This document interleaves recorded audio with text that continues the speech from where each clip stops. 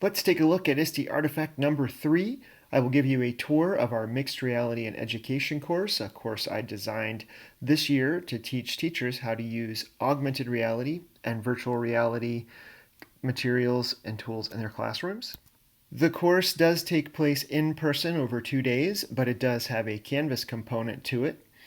When students join the course, they go into modules and they see a complete breakdown of the entire 2 days. We begin with an intro to what mixed reality really is. Then we go over how to use Google Expeditions in the classroom. And at the end of that activity, teachers are given all the materials they need to run their own Google Expeditions back in their schools. I cover a lot of materials in this class, like Nearpod VR. We go over a Spike 150 AR activity that can be used in the classroom. And then I run through dozens of apps and other tools that I've learned mostly through attending the ISTE conference and other educational conferences.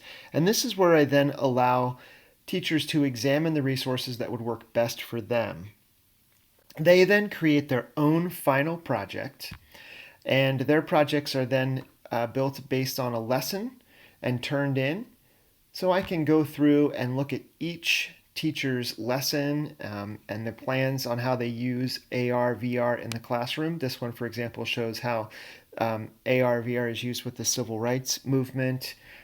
All of my students create some really neat things, like basically just introducing VR to their second graders, or how to study Earth from space, using AR, VR to take students to a location that they could normally not visit because it's unsafe or because it's too far away, is a great way to use AR, VR, and we look for ways to support it in the curriculum.